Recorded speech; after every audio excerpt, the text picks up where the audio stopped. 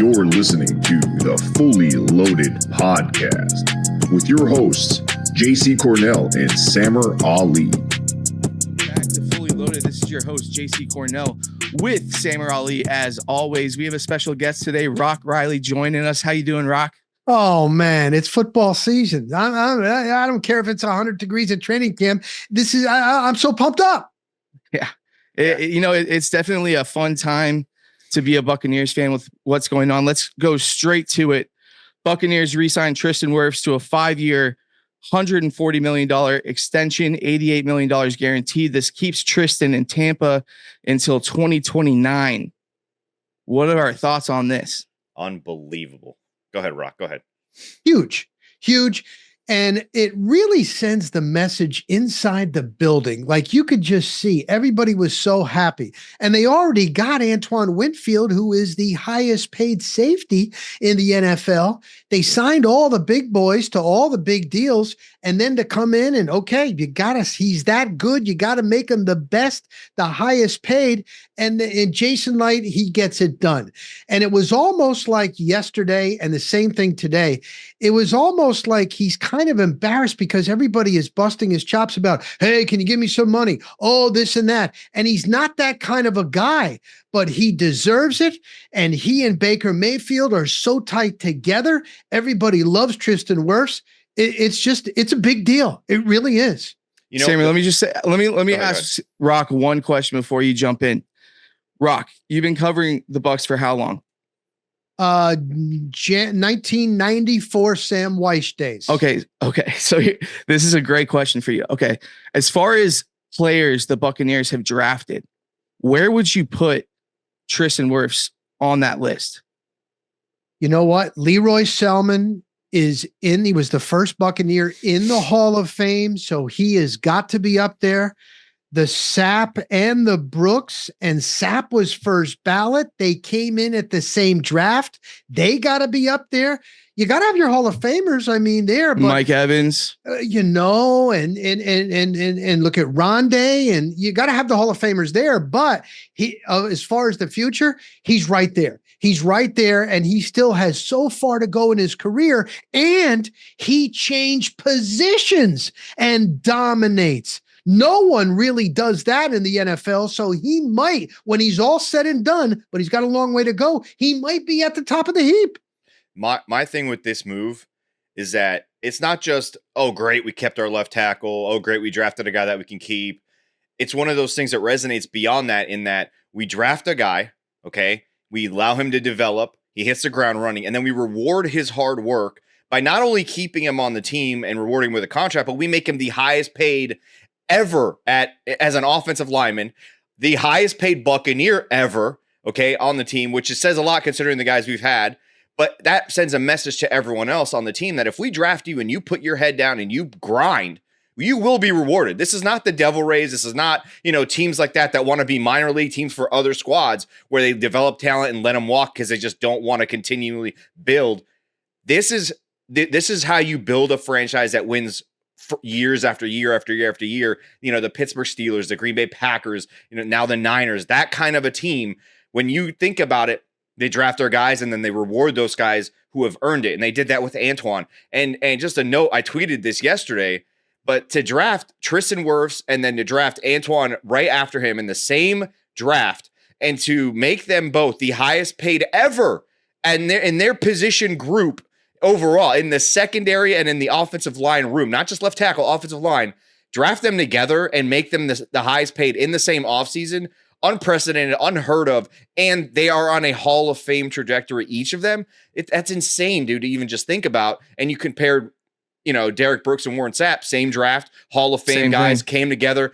It's so similar. It's almost like I get goosebumps. It's crazy. And they haven't even scratched the surface. And both of them came in and day one were pros. Day one stood out. Day one decided to put the weight on their shoulders and be the guy. And so it's just great to see them get rewarded, but great for us as fans to see this team turning a corner in terms of how they develop talent, how they grow, and how they now represent outwardly, aside from being in Tampa, but towards the other, teams in the NFL and obviously to the media.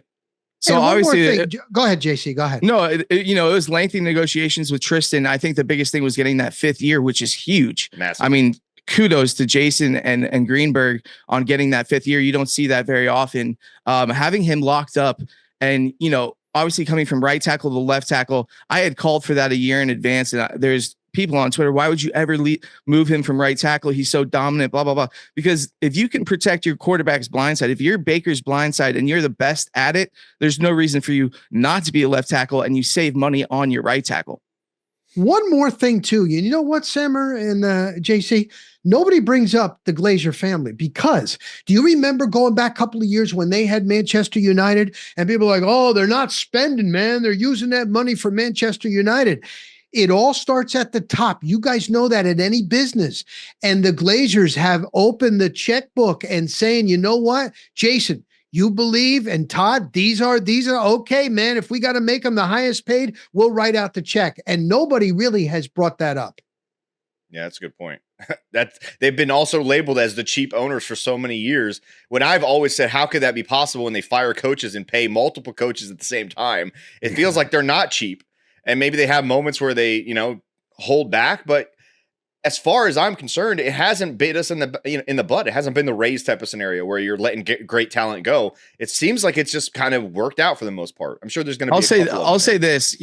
We're obviously close with the Arians family, Jake Arians, and from what I've heard from BA is when he was hired, the Glazers took care of the family. Like, they made sure they had a beautiful place to stay before they bought a piece of property. Anything they wanted, they made happen, because they care about winning.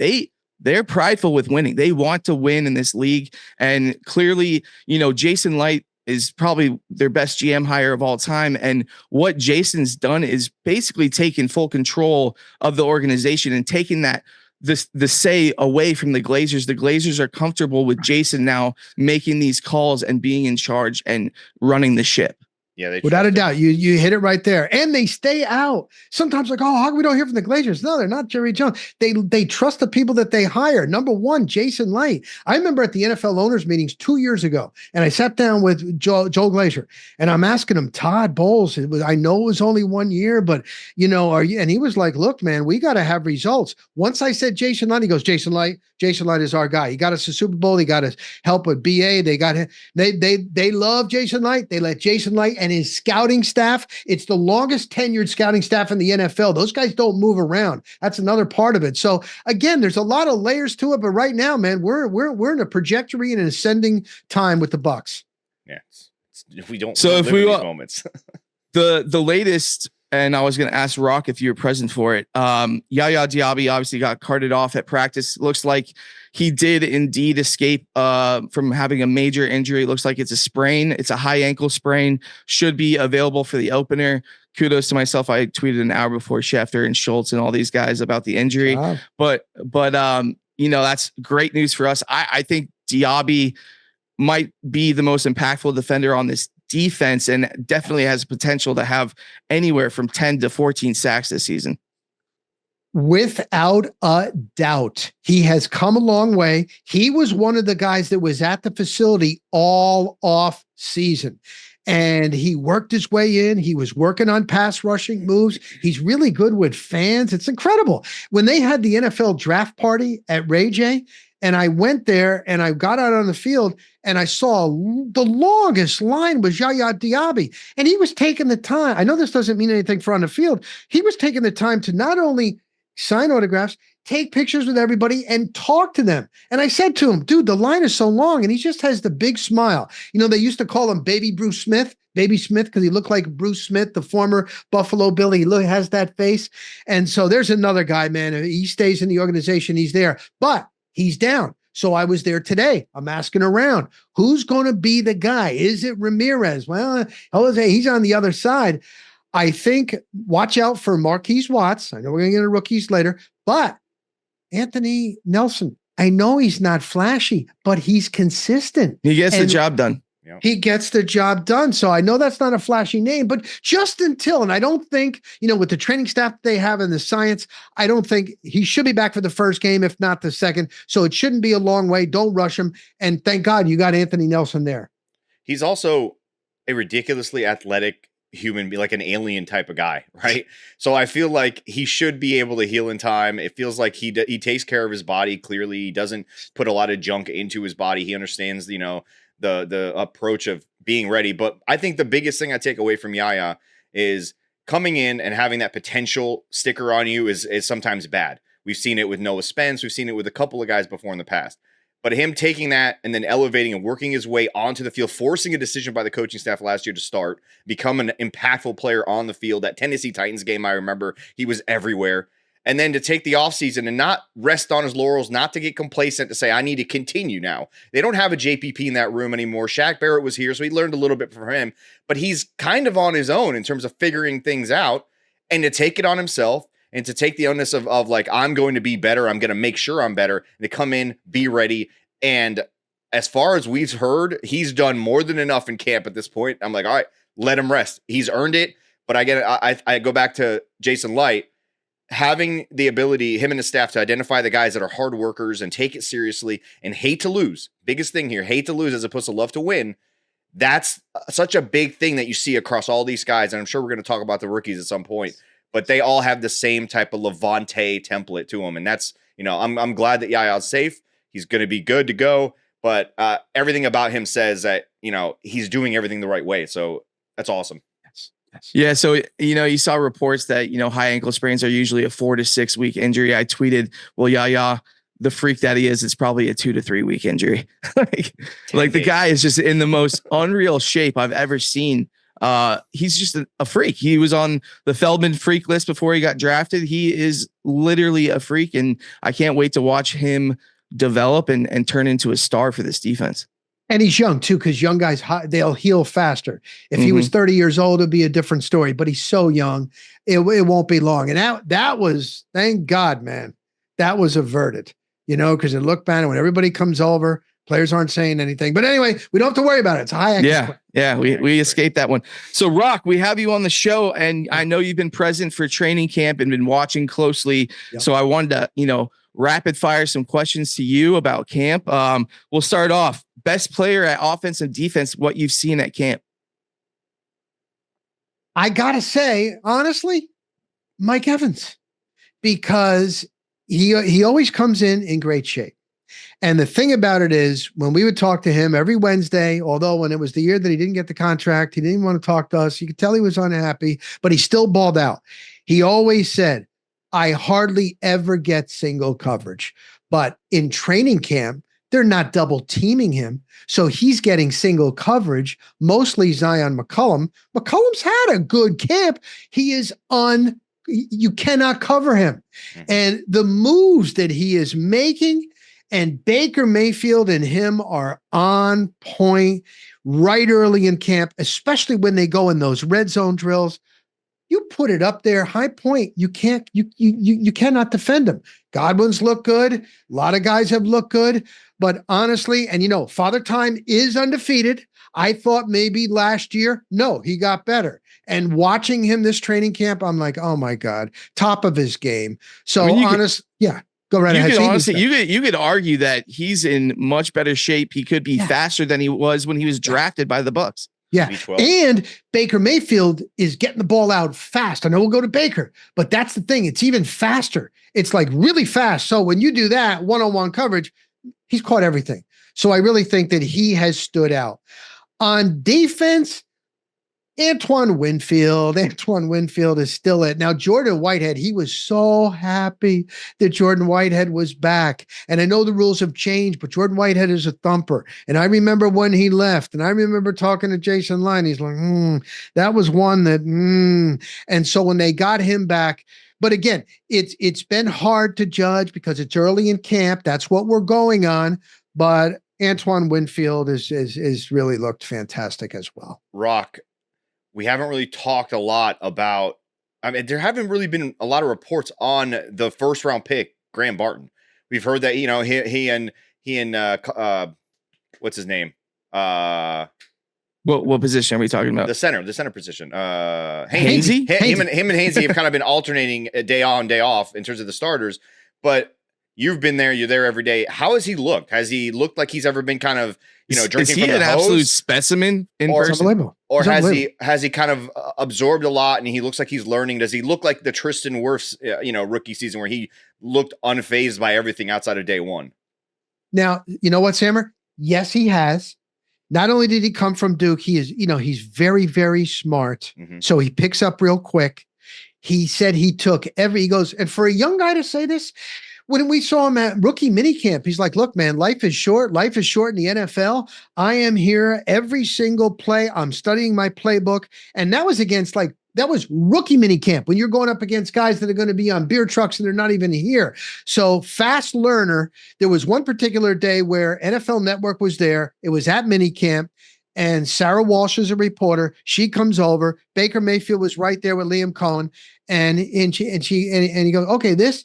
And she said to Nelson Luis, who's the PR director, oh, thanks a lot for telling me. I didn't know I was going to do anything today. And she was kind of kidding around. And she said, hey, man, what do you think of Graham Barton? He goes, stud. And that was at mini camp from Baker Mayfield. So I was thinking about this, and I know JC was going to ask me the best rookie.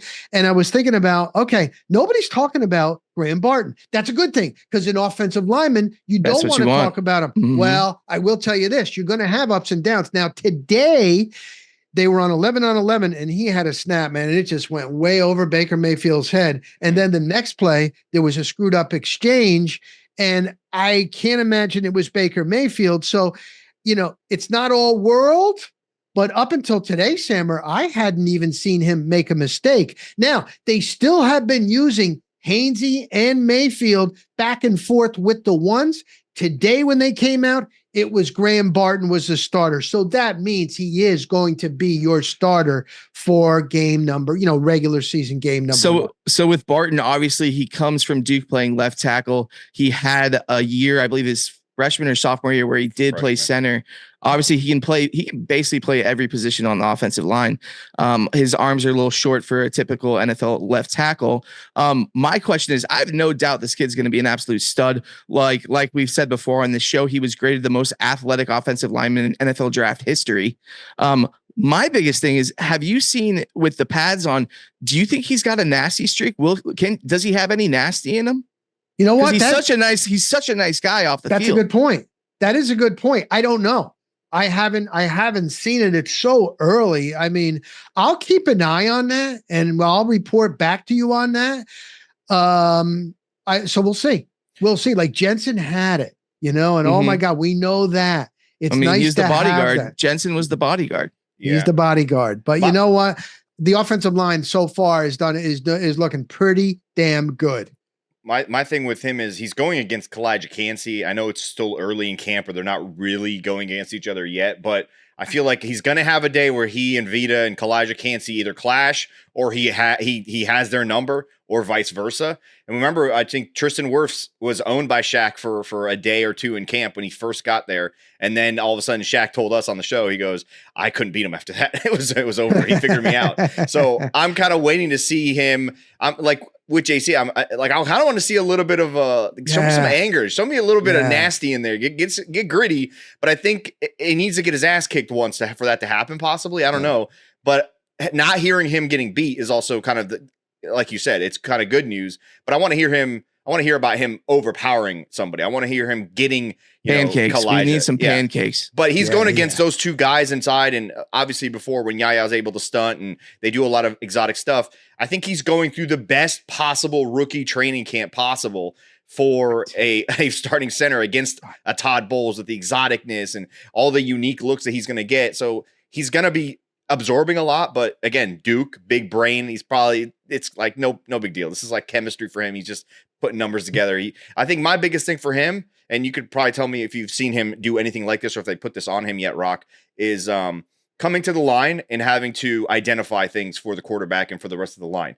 Has he been making those calls? Have you not really been able to tell? Have they kind of allowed that responsibility to go to Baker or maybe somebody else on the line, or have they kind of just put it all on him and see what he can handle? Yeah, I saw that minimum. I think I might have saw that 2 or 3 times. That's it. I think because Liam Cohen has so much, when they get to the line of scrimmage, there's so much going on that he is trying to still just learn it. You know what I mean? So you're going to need that. You're going to have that. But I have no doubt. Oh my God, if anybody could figure it out, it will be him. So, and again, it may take a while. It may take, a couple of games, maybe even almost mid-season, really have everything down. But he's your future. He's your future. Hainsey's actually put on weight. Hainsey looks a little bit bigger to me. He really does. So that'll be fun to watch. It's a good back. Rock, regardless. I had two more rookies I wanted to ask you about. Obviously, Jalen McMillan has been crushing it at camp. All the reports sounds like he's just a dangerous guy in this offense with Baker. What have you seen from him? What do you like? Is this the future slot receiver for the Bucs? Where do they have this? Is he outside right now? Where's he playing? Yeah, I've seen a lot of his stuff is over the middle. And I went back and looked at his tape in college, and he was, because they had two studs ahead of him. And Baker was even talking about that the other day, and he was naming Odunze and Polk. Boom. And so it's like, okay, man, he kind of got lost in the shuffle, but he on crossing routes. That's where he made his money. But I mean, in college. So he has stood out to me right in the beginning. And I had him automatically as my best rookie. But then again, here we go today. So today it was against air. There was no defender. And again, they're human. And he just totally missed the ball, and it came right to him in his hands. They also do this drill with the wide receivers where a coach is throwing it to Godwin, Evans, even Rashad White is in that line with the receivers. I noticed that, and it's trying to just catch it one hand. And he dropped that today, and then he picked it up. Again, it is day number like 6, 7, 8. Yeah. A rookie. He came from the Pacific Northwest. So, I mean, I try to look at everything, but still, he has stood out. And I think the biggest thing is, like, when you listen to him, it's like, God, he is so confident for a rookie. The other day, he's like, I flat out want to be a Pro Bowler. Boom. I'm watching Godwin and the confidence that he has. Like, you would think coming in here, first NFL camp, he was up on the podium like day number 3. That's a good thing. That is a real good thing. And then when Evan said the first night in the team hotel, Mike's walking by and he's like, who's that? Guy's doing a walkthrough. Oh, that's that kid McMillan. And Mike's like, you know what? This is a new offense. I think I'll walk over there and get into that walkthrough. And he's like, that kid, that shows you that kid wants to, learn right away. So it's all good, but we're going to let's not anoint everybody. Growing pains. Yeah. Let's not anoint everybody, or especially McMillan right away. Oh, and Baker, trust him. Baker, trust him. And he said that is his number one goal, for Baker to trust me. How about that? And I noticed first day, man, he caught a beautiful touchdown. He was covered in the end zone, and Baker, boom, high pointed it. And so that's pretty good. If Baker is trusting you, that's a good thing. The other thing you mentioned, he had two studs ahead of him at Washington. If you go back and watch his career there, anytime any one of those guys went down with injury or missed a game or two or a series or two, he looked like the number one guy when he would step in. It was like they missed no beat at all. And him having to understand that, he's confident enough. He knows he could be a number one in that, when he was at Washington. For him to understand how to fit in on a team with two other studs is a huge Well, he thing was for the me. number one and got injured. He led the team in receiving the year before his last season. So, I mean, he's shown he can be the alpha guy. Like, he can be the dog. But to be able to understand how to step back and be the third guy or not worry about the snaps, it fits the culture of the Mike Evans and the Chris Godwins, who've never once complained about seeing balls. Chris Godwin's wife may have, but the two players themselves have not. So for him to come in and understand, I'm not top dog. I'm going to play like I'm top dog. I'm going to absolutely approach this like I'm the top guy. But for him to understand that and understand the fit into that culture, again, another pick that fits, that mentality that this team seems to have. And that was kind of something I was going to ask you about too, Rock, is that Todd Bowles said it very early in camp that this team feels more bonded. They seem closer than he's ever coached. Baker's mentioned that. Mike's mentioned it. Levante today said that this team feels like they're more friends to, off the field. And then he also said this is the best chemistry he's had on a team. We're talking about a team that won a Super Bowl in 2020. He says this is the best culture he's been around. So have you seen that? Have you actually felt that in person? And has it been more of a, the guys just all seem like they're part of the same frat? Or has it just been a very corporately close group where they seem very much business at hand while still having fun? It's all of that. And you can see it and you can feel it. And everybody that you talk to and you look at it, all veteran studs those guys that signed won the Super Bowl, but they all know, okay, that was great. That's in the past. What are you going to do for me now? Now you bring in young guys, and Jason Light always listens to this. What's your goals? What's your goals? If they put winning first, winning Super Bowl first, that's what he wants, because everybody's good. And honestly, there's usually one or two divas. Mostly that a lot of times that comes from a wide receiver. You're going to get somebody. I don't see any of that. And, they had success last year. Nobody expected it. When they were 4-7 and it was bad. Even I got to admit, I like Bowles, but I was thinking he might just be a coordinator, man. Maybe he's not the guy. I admit it. And they stuck with him. There was nobody. I would go in that locker room, and all the years I've been covering the NFL, you're going to see some sniping. I've had it. I've had players come up to me and say, did you see how many balls I got? Do you know what he's doing, man? What's he doing? What's his numbers? Like, I swear to God, that happens. I did not see any of that. So bring those guys back. They went farther than anybody thought, beating the Eagles, almost beating the Lions. Now you bring in young guys, and some of these young guys, man, they're showing. So I can't think of one jerk, jagoff, anything like that on the team. I'm not trying to be so homerish, but right now there's no drama. There's been no problems. Nobody's got arrested. There's nothing. Mm-hmm. And, that's what it is. So I can understand. And Levante David's going to tell you that. I mean, Devin White was young. He was so talented. I just think, honestly, he wasn't that bright. There is a couple things. Yeah. Let's save Devin White for just a couple minutes, because I wanted to talk about something with that. I have to ask you this because I'm so excited about this rookie and what he can do for this defense. Tyke Smith. Okay. So obviously Izzy had a great rookie year last year as an undrafted free agent. You can't take that away from him.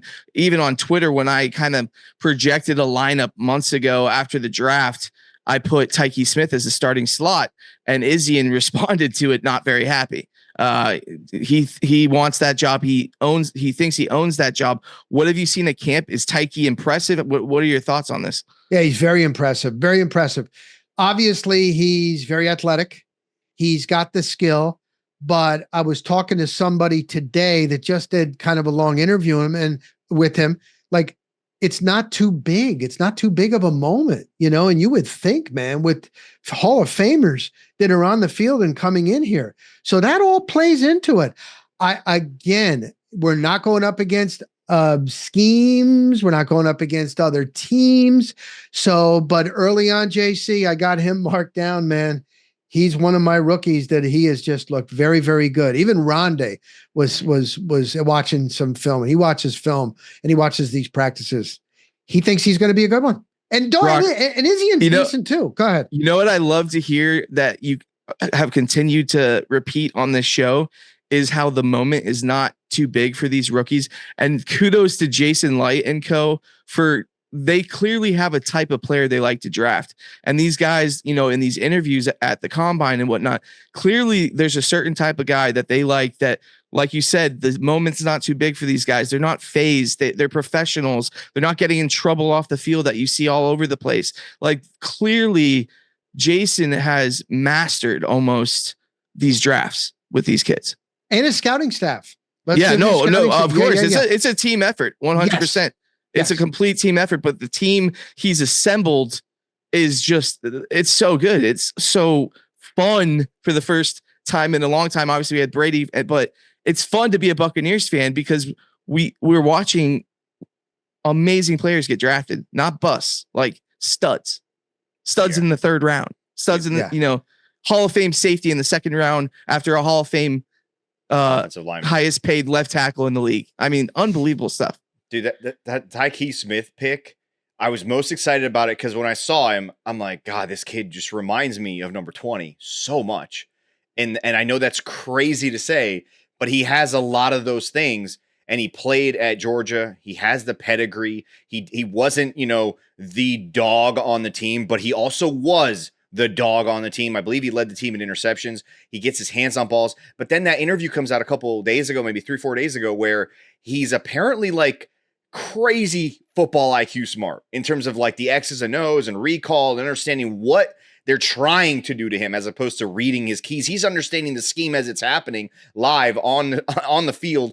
And for him to translate that, and I saw that interview and I immediately texted Todd. I go, how are you going to get this guy in with Antoine and Jordan Whitehead? Like, that's insane. And he just responds with like literally 5 or 6 straight exclamation point emojis because he knows how ridiculously fun this kid's going to be for him in the laboratory side of things, because he's got that honey badger, that Patrick Peterson type of guy that he can move around. Obviously, he didn't move Patrick Peterson around a lot, but he's got a guy like Antoine that is going to help the run game. Is going to help the passing game, is going to help move all of those guys around. You could have at one point 3 safeties on the field with one of them possibly playing linebacker or corner because of Ty Key. And that's not to take anything away from Izzy, and like you said, JC, but I'm so excited to see this kid develop. And I know it's going to take a little bit. He's not going to be Rondé day one, but I really think he has so much potential, which is crazy. And for Georgia to be kind of, close with Todd's son being there, I was so excited that they were able to lean on that and get what I think would be is going to end up being a steal of a kid.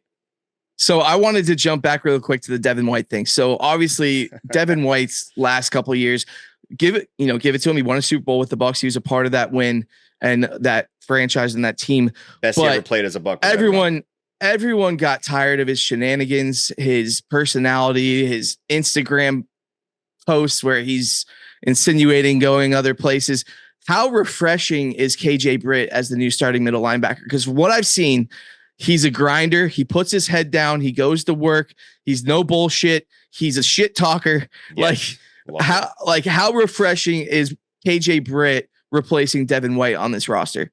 Oh my God. I mean, we could see it when he was replacing him when Devin White was there, and you could kind of see it. Because we had all seen the athleticism, like Sammer said, that run, how good and he was, how fast he was physical, everything. KJ Britt, he doesn't quite have the athletic skills, and you could see it then. And it's funny too, because when media's around, KJ Britt, he's he's so serious. It's almost like he's deadpanned. And then, we're hearing from other players on what a shit talker he is, a ball buster. And then the video of him in Kalijah, I don't know if you saw that in the hotel playing a video game. Yeah. And come on, Bobby, come on. And over here laughing, and they're even laughing. It's hysterical. So, but he's getting the job done. That's the bottom line. And you know what? I used to get so mad at Devin White, and I realized he's really not that bad of a guy. Like I said, I just don't know if he was that bright. He was taking bad advice. When Sapp called him out on social media for loafing, and he got pissed, but then he realized, and so he started playing a little bit better. But then he kind of reverted back. And I remember there was one day in the locker room, and Devin White was right there, and we're in the middle of the locker room, and he looks at me and he goes, "So what are y'all going to ask us today?" And I'm like, "Well, you're playing a running quarterback, so you're probably going to have to deal with that. How do you deal with that?" And he's like, "Oh, yeah, that makes sense. You're probably going to ask us that." And I'm like, I don't know if he's just that sharp. Like I say, he's not that bad. And then he admits that he took bad advice and he wanted to be the man and this and that. And look what he played for. And you know what? He's long gone. And I think, honestly, they're better off now without him. And I never thought I would have said that two years ago, but I think that's the case. What's crazy is that it's not often you have a top 5 pick leave a team and it's like nobody misses him. It's like the friendships continued on. KJ Britt slides right in. The camaraderie's there. He's a team guy. Apparently, he's always been loud and a leadership type of vocal guy. Levante's not that guy. He's like Derek, a little bit quieter, Derek Brooks. But I always used to say, like, when you had a Derek Brooks on a team, or in this case, you have a Levante David, the guy next to him just has to do their job. They don't have to be amazing. They don't have to be special. They don't have to think they are the greatest linebacker in the NFL. They just have to do their job. And I've compared KJ Britt to Greg Spires, who they called the Crane. Wasn't flashy, did his job, was always there in the run game. They depended on him. He was always where he was supposed to be. And I think he had 2 sacks in that Super Bowl. Didn't think that would happen, but he always did his job. And he wasn't too loud about it. Didn't seem to complain, understood his role. KJ Britt reminds me of that. Always in the right spot. If you're smarter in terms of reading your keys, you don't have to be as athletic sometimes. Derek Brooks proved that to us in the last 3 or 4 years of his career. He wasn't the fastest linebacker, but he was always there. KJ Britt was always there last season. And when he was in, you're like, okay, he's not going to beat anybody physically, but he was always there. He's not going to make mistakes. And he's not going to make a mistake. He's not going to overrun. He's not going to try to be the guy on tape. And that's really refreshing. And I think Levante and those guys don't want to say anything too loudly about something like that, but you can tell that they approve of this approach as opposed to what they had before for so many years. So I could say right now, for sure, the three of us could probably talk for 2 hours, but I'm going to try to get back on track with the Rock questions. Rock, let's switch to Baker Mayfield. Your thoughts of, obviously you said earlier in the show, getting the ball out quick, looking sharp. What are your projections for him this season stat wise? Even better than last year. The thing about it is he is in even better shape. That will play into it. I've also seen him when he has to run. I know they want him. They would prefer. I heard from Liam Cohen. I've talked to some of the offensive coaches. They really would prefer him to stay in the pocket. They need him. They want him. But if he has to, and you should see how quick he is getting out. I saw that touchdown. Yeah. And he's throwing on the run. And when he's throwing on the run, his spiral, everything just seems a little bit tighter, a little bit more pinpoint. You know what I mean? And I thought that one of the, if you call it a criticism, is you got to get better on that deep ball. Like, when you get it, you don't get many shots like that. And if you got the guy open, you got to hit it. And I've noticed that in camp. But again, guys, it's all going to come down to the blocking scheme, and it's going to come down to a run game. Because I remember the GOAT after one loss, and I'm at Ray J, he comes out and he's like, it was a passathon, man. And if it's a passathon, you're not going to win in the NFL. Opposing defenses know you're going to just be able to pass it. They're going to defend you. So all that can be said, but you got to have that running game, and they've been preaching it, and the blocking's got to be good. But Baker just looks sharper. He looks more confident. It's like it's his team. And it's not one of these guys that got the money and now he's going to sit back. No. I know when we talked to him at the end of OTAs, we said, what are you going to do? He's like, well, I'm going to relax a little bit, and then I'm going to start getting back at it. And I'm also going to be running in the heat here to get used to that. You know what I mean? Because they weren't used to that last year. So he's had this time, and he knows he likes Liam Cohen. That was a big thing, man. He was familiar with him. That was my next question for you. Liam Cohen. What you've seen, obviously it's going to be very vanilla at training camp. It's going to be vanilla in the preseason games. He doesn't want to give it away. I hear there's a lot more eye candy, lot more. I mean, do you think I know what Sam and I think, but do you think he's an upgrade over Dave Canales immediately? Oh, I do. And he has called plays before.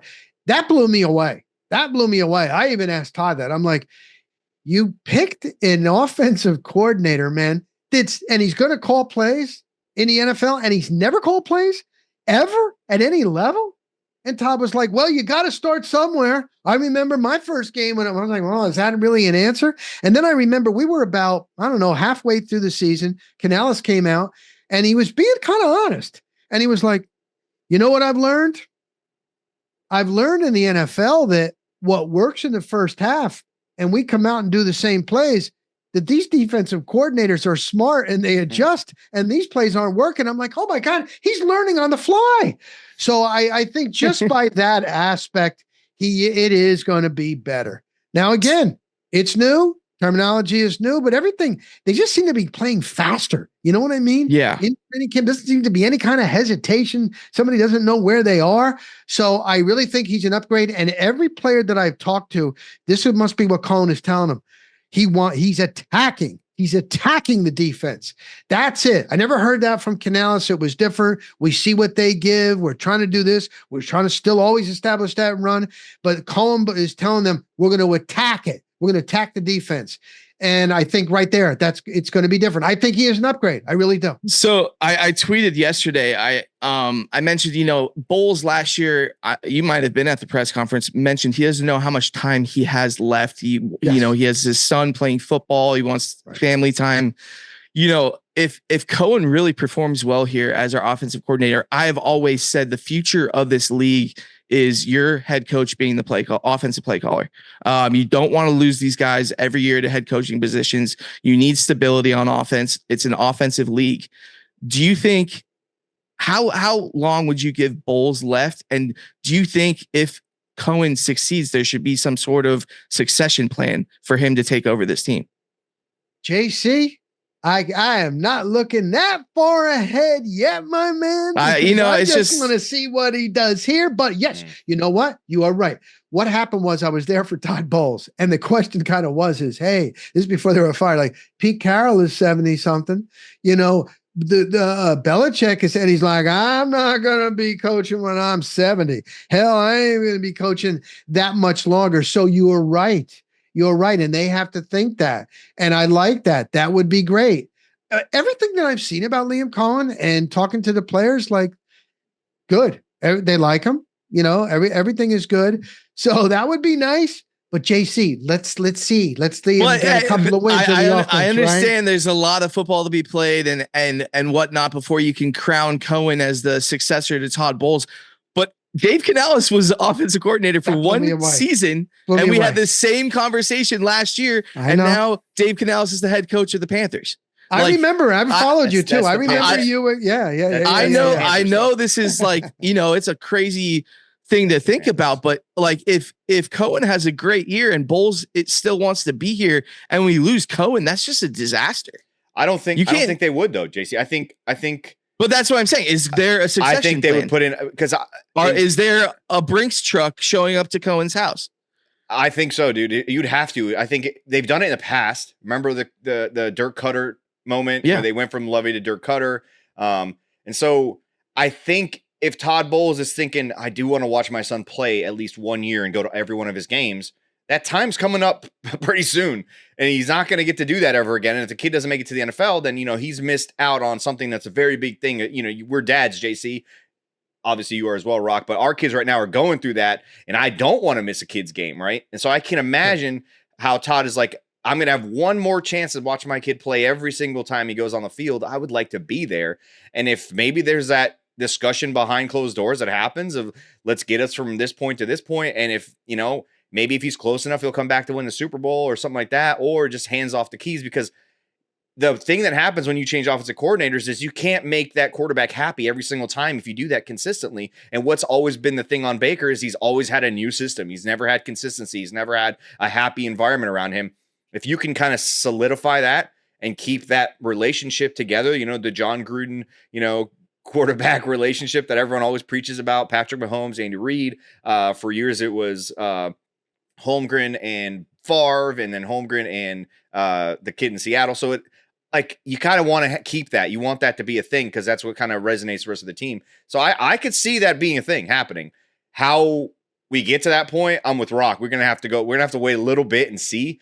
But back to the point you were making about him being better already from Dave. The two things that have stood out from the players that I've talked to is that they have said the same thing. He's having us attack. We're not just doing stuff to do stuff anymore. And if the defense does something, we have answers. And when they are getting to the line of scrimmage, they're not showing multiple looks. They're showing minimal looks with ridiculously different routes and like branches off of each of these looks to where now they're not predictable. It reminds me a little bit of John Gruden, where every package had 50 freaking options off of it, which I think is going to help the run game because now you don't look as predictable, and they're not running out of 12. Key thing, they're not running out of 12. They're running out of 11 personnel more. So that's another thing I wanted. And obviously, Rock, you're seeing that in person a little bit. Yep. So without doubt, it's exciting to hear about that because that's such a difference from JC and I complained weekly about Dave Canales. Yeah. Weekly. Rock, I got two more questions for you. Yes, sir. As far as the Buccaneers winning or record prediction, I have them winning 12. I'm an optimist. I think they're loaded. I think they're underplayed in the national media, not getting enough credit. I think this is a 12-win football team. As long as they stay injury free, I just, the roster's loaded in my eyes. You have Rachaad White. Now you have Bucky Irving. You have Evans, Godwin. You got the new kid McMillan. You got, you have who's the speed wide receiver? I can't think of his name Palmer. right now. Trey Palmer. He wakes up pissed off. You have Palmer, you got Sterling Shepard. Then on defense, you have all these new rookies. You got, Vita, you got the edge guys, YaYa, you got Winfield. I mean, this is a really good football team. Where do you see this record being at the end of the season? It's a really tough schedule. It's a harder schedule. It's very tough, but I had them first. I thought maybe 9-8 and play your best. I got them 10-7 and have them playing their best football at the end of the year. And they did that last year. They'll have a couple losses. They're not going to go, 17 wins in a row, but I don't think it's going to be as bad as that 4-7. You know what I mean? I can't see a slide that bad. So to me, I'm calling 10-7, getting into the playoffs. I believe that they will win the NFC South again and make your run. Make your run, go far, go deep. That's what I see. It's the same thing every year, barring injury. We all know that. But do you have them beating any of these bigger name teams that everyone seems to immediately circle as an L, like the Niners, the Chiefs, the Lions, those types of teams? Hold on one JC, second. Go right ahead. No, because you're about to take something I wanted to ask. I think if they start out hot and they're looking good to start the season, I think that game, Monday Night Football at Kansas City, is maybe the biggest test for this football team to see how deep of a run they can make in the playoffs. If they can beat Kansas City, that would be the ultimate statement win for Baker Mayfield and this team. For the non-believers of this team, we're going to be there. It would be humongous. But the confidence with Baker, the fact that it's still the same system with Bowles, that's huge. That defense, Kalijah Cansey is going to be better. Vita Vea, come on, Vita. You went out there with Ndamukong Suh. He taught you how to stay on the field. That's the biggest thing for Vita. And Vita can be, and he and Cansey together, that's my big key, man. Vita Vea. Come on, man. You should be in your prime this year. So if you got him and Cansey, the linebackers are going to be good. Boom. We'll see. I know Stanks, he's a little worried about the corners, but all in all, I'm not going to go 12, but I'm going to go 10 wins, guys. All right. Well, I think if the How about you, Sam? better, the corners will be better too. Distinct. Okay. Sammer's probably going to say Sammer's going to say like undefeated or something. I don't think undefeated. I just don't think they're going to lose those big games that everyone thinks they're going to lose, like the Baltimore game and the Niners. They're going to lose one of them. But my thing is, even if they do lose one of those or two of those, how do they look in that game? Do they look like they belong? That's my biggest thing. Or do they look like the Lions game last year where they had no understanding of how to play football in that stupid creamsicle uniform they had to wear, which I blame on the loss. But that's the thing. I want to see if they look like they belong. They're going to have hiccups, but I think, again, confidence in what they're doing and being better than they were last year, which was, again, 32nd ranked run defense. If you were better than that, my hot take, and it's sizzling hot, is that they can sweep the NFC South games. I feel like that too, man. It's hard. That's hard, man. That's a sizzling hot take. That's sizzling. That's smoking hot. I'm with you, JC. But the only thing I could see happening is if they lose one game, maybe to the Falcons, maybe. But I think also what we said on a different show was if they're at the point where they have to rest the last week of the season, the Saints game. Yeah. Yes. So that would be like the asterisk, non-sweep. I think backups could beat the Saints team. That geez. I love it. Last question for Rock. Rock, like you said, you've been covering this team for so long. What's your favorite moment covering the Buccaneers? Okay. Overall, 3 quick ones. Being in the building, being at practice, watching the GOAT Brady. It's like a Michael Jordan. It's like a Tiger Woods. It was unbelievable to see. Even after he would throw, he's working on footwork, movement, this and that. He always carried around his big hydro flask, no matter what. He was so busy, but it was watching one of the greats. And when they would have the cart that would go by and it had like the big donut and they would have the big trash can behind the screen, and then they would have the bar and the quarterbacks and Gabbert and that, and they would compete. And if Brady missed, he would take his helmet and throw it down. And I was like, that's the GOAT, man. That is the GOAT. So that was one overall. Number two, being in San Diego, going back, being on the sidelines, being live. They win the Super Bowl, and Brad Johnson comes out of the locker room and he's like, Rock, you on? I'm like, I'm in break. He goes, I want to come on with you. I'm like, Brad, go celebrate with your team, man. You just won the Super Bowl. That blew me away. Brad Johnson, that good of a guy. But the number one was actually being on the sideline behind the Bucs bench at the Vet in Philly when Rondé Barber intercepted Donovan McNabb. And we had been there all week, and there were fans coming up to us and, did you drive a rental car? We're going to overturn it. You're not going to get out of here alive. And all this. Oh, they were so brutal, man. Yeah. And then I had a live show on Thursday night, the Sports Connection, and we're out there, and a worker comes down. We already had written approval that we could be inside the Vet. In fact, a guy comes down, he goes, where are you from? Tampa? I said, yeah, I'm in Tampa. He goes, get the hell out of here. I said, what are you? No, we got approval. Get the hell out of here. He unplugs us. 20 minutes to go on a live TV show. And I'm like, these son of a bitches. And then we're there that game, and it was the last game in the Vet. Oh, they're going to tear it apart. They bring in the mounted horses. They bring in the motorcycles. Oh, everybody is so psyched. And we get down at the bench. They unplugged. It was real cold. They unplugged the heater. And they were complaining, hey, go F you. Like they're in Philly. They didn't care. And when Rondé Barber, I'm getting goosebumps, man. And Kenyatta Walker in there, they're going like this to the fans. We're going to the Super Bowl. We beat the Eagles. That to me, man, was my most favorite That's awesome moment. So there's been a lot, but that was it. Yeah.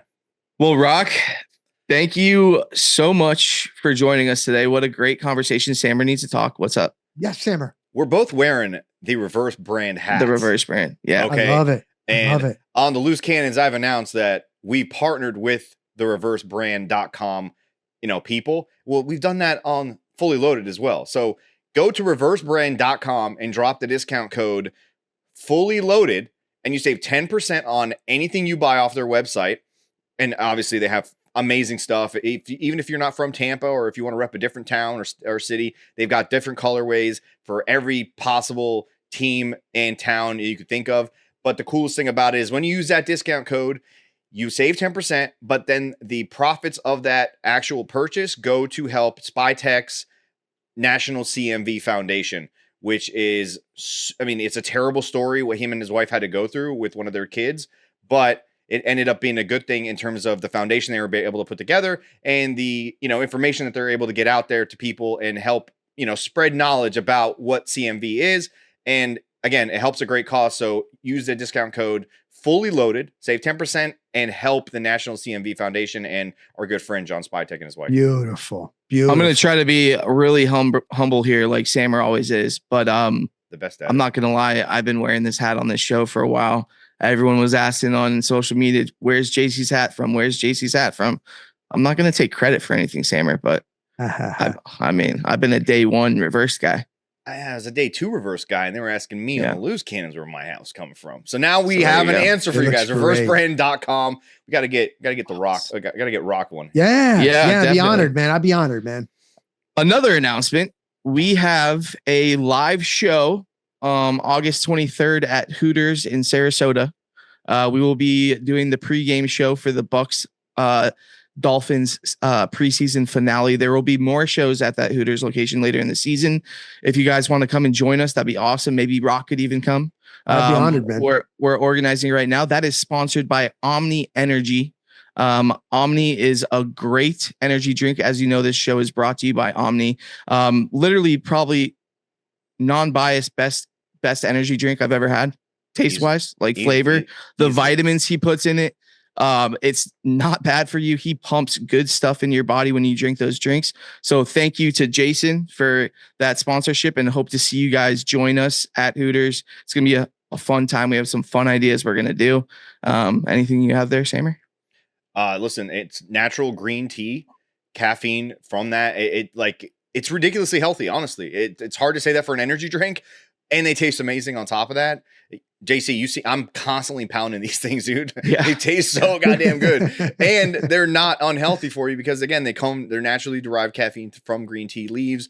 They taste amazing. And, it takes a good product for me to actually say that. I'm not going to lie and bullshit you guys, obviously. So, Rock, you're going to have to try them. But yeah, I want to see people at that Hooters event. It's going to be all of us, too. We might have some stank in there, may have some latte.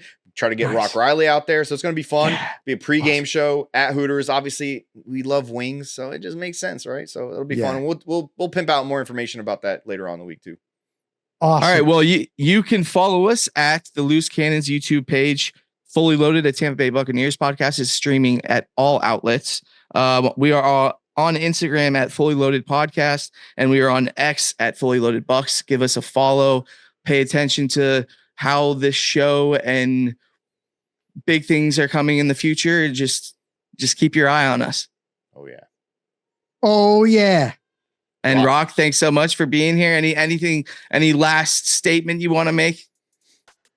No, I would say that the fan support has been really, really good at Buccaneers camp with the season ticket holders, the crew. The vibe has just been really, really good. And I like it. And again, it always starts at the top. And I just can't wait. And I'm really looking forward to my duties this year covering the Tampa Bay Buccaneers, if you know what I'm saying.